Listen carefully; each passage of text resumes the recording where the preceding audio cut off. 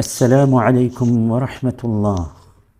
സഹോദരങ്ങളെ, അള്ളാഹുമായുള്ള കണക്ഷൻ, ബന്ധം ശക്തിപ്പെടാൻ നമുക്ക് അള്ളാഹു നിശ്ചയിച്ചു തന്ന ഈ സ്വലാത്തിൻ്റെ പരിപൂർണതയിലേക്ക് പ്രവേശിക്കാം. അള്ളാഹു തൗഫീഖ് നൽകട്ടെ.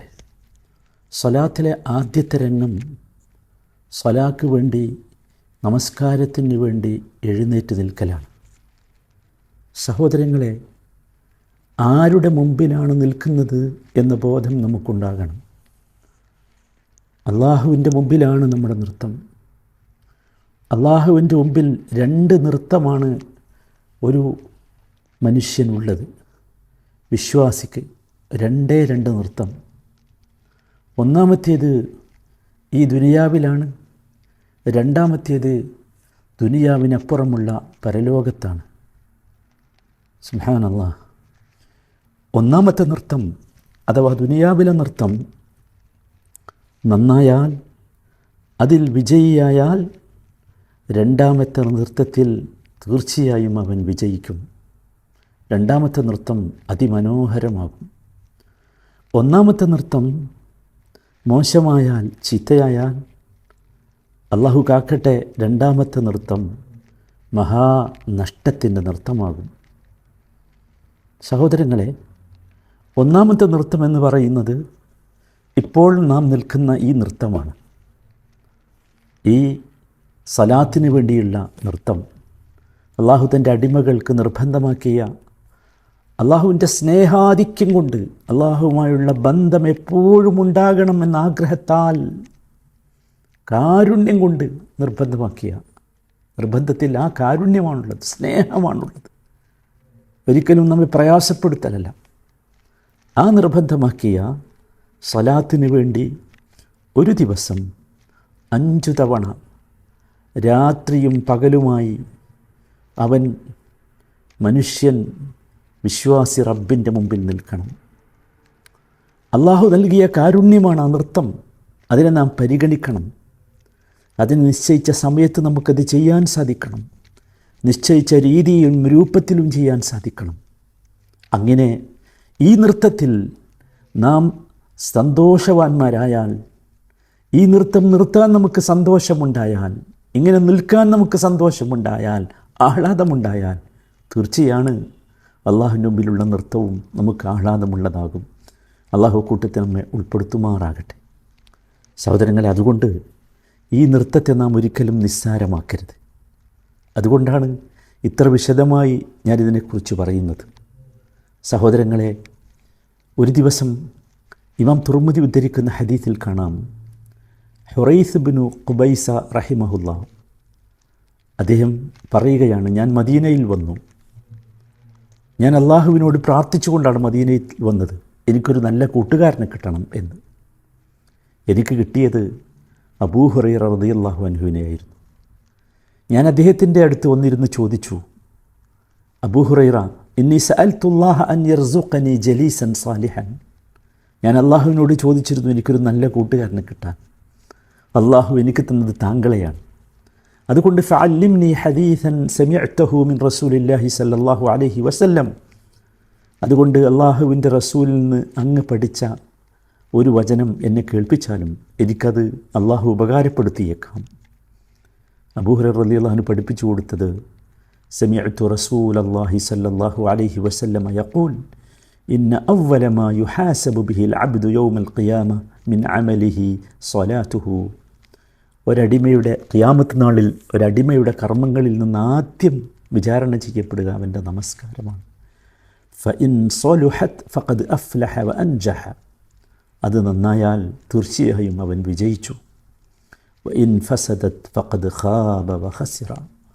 അത് മോശമായാൽ അവൻ നഷ്ടപ്പെട്ടവനായിത്തീരും. സഹോദരങ്ങളെ, ചിന്തിക്കുക, ഈ വചനം വല്ലാത്തൊരു വചനമാണ്.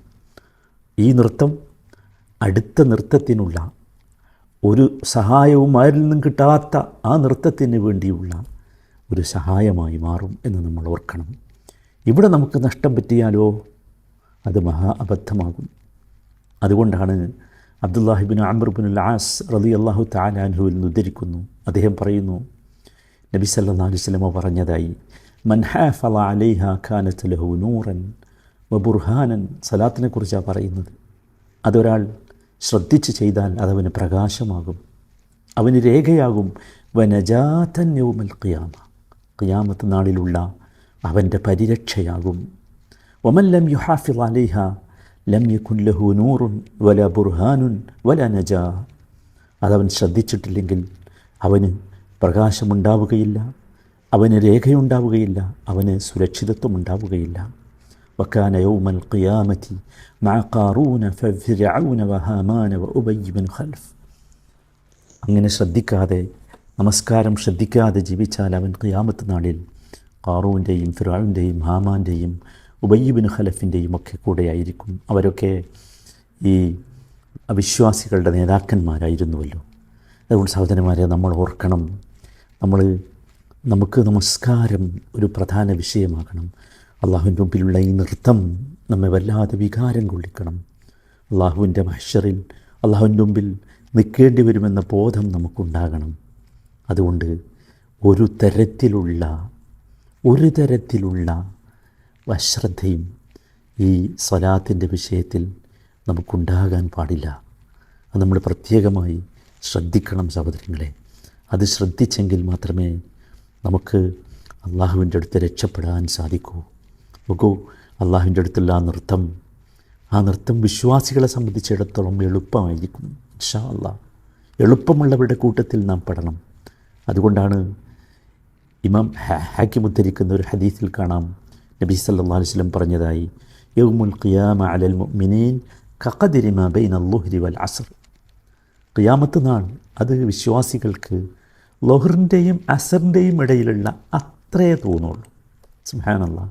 നോക്കൂ, അള്ളാഹു ഇവിടെ നബി സല്ലല്ലാഹു അലൈഹി വസല്ലം ഇവിടെ 2 നമസ്കാരമാണ് ഖിയാമത്ത് നാളിലുള്ള നമ്മുടെ നൃത്തത്തിൻ്റെ ആ പീരീഡ് പറഞ്ഞത്, സമയം പറഞ്ഞത്. അത്രേ തോന്നൂ. അങ്ങനെ അള്ളാഹു നമുക്ക് എളുപ്പമാക്കി തരും. എന്ത് വേണം? അള്ളാഹുവിൻ്റെ മുമ്പിൽ ഈ നൃത്തത്തിൽ നാം സഹോദരങ്ങളെ ശരിയായി ശ്രദ്ധിക്കണം, സൂക്ഷിക്കണം.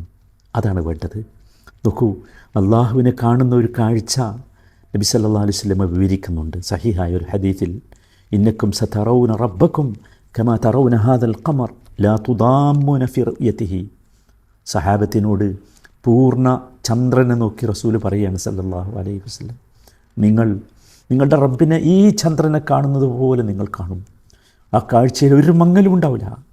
فإن استطعتم ألا تغلبوا على صلاة قبل طلوع الشمس وقبل غروبها فافعلوا. സൂര്യോദയത്തിന് മുമ്പായാലും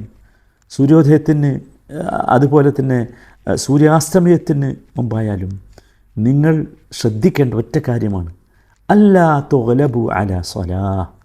നിങ്ങളുടെ നമസ്കാരത്തെ ഒന്നും അതിർ കടക്കരുത്. നമസ്കാരം പാഴാക്കാനുള്ള ഒരു കാരണം നിങ്ങളുടെ ജീവിതത്തിൽ ഉണ്ടാകരുത്. നമസ്കാരത്തേക്കാൾ പ്രാധാന്യം ഒരു വിഷയത്തിൽ ഉണ്ടാകരുത്. ഇനി ഇസ്തതഅ്തും അല്ലാ തുഗ്ലബു. ചിന്തിച്ചു നോക്കൂ സഹോദരന്മാരെ, നമ്മുടെ ജീവിതത്തിൽ നമസ്കാരത്തേക്കാൾ മികവായ എന്തൊക്കെ ഉണ്ടാകാറുണ്ട് അല്ലേ? നമ്മുടെ ഉറക്കം നമുക്ക് നമസ്കാരത്തേക്കാൾ മികച്ചതായി തോന്നാറുണ്ട് അല്ലേ? നമ്മുടെ കളികളും വിനോദങ്ങളും സ്പോർട്സും ഗെയിംസും ഫുട്ബോളും ഒക്കെ അല്ലേ? നമ്മുടെ ബിസിനസ്സുകൾ ചില സന്ദർഭങ്ങളെങ്കിലും സഹോദരങ്ങളെ സംഭവിക്കരുത്. എന്തിനു വേണ്ടി? അള്ളാഹുവിനെ പൂർണ്ണ ചന്ദ്രനെ കാണുന്നത് പോലെ ഖിയാമത്ത് നാളിൽ കാണാൻ വേണ്ടി. ഇത് മനസ്സിലാക്കുന്നവനാണ് യഥാർത്ഥത്തിൽ ഭാഗ്യവാൻ. അള്ളാഹു ആ ഭാഗ്യവാന്മാരിൽ നമ്മയൊക്കെ ഉൾപ്പെടുത്തുമാറാകട്ടെ. നോക്കൂ, ഈ നൃത്തത്തിൽ നിന്നാണ് ഞാൻ ഇത്രയും കാര്യങ്ങൾ ചിന്തിച്ചത്. നമുക്കൊരുപാട് ചിന്തിക്കാനുണ്ട്. നിങ്ങളും സ്വലാത്തിന് വേണ്ടി നിൽക്കുമ്പോൾ ഇങ്ങനെ ചിന്തിച്ചു കൊണ്ടിരിക്കണം. അപ്പോഴാണ് യഥാർത്ഥത്തിൽ ആ നൃത്തം പോലും ശക്തിയുള്ള നൃത്തമാവുക.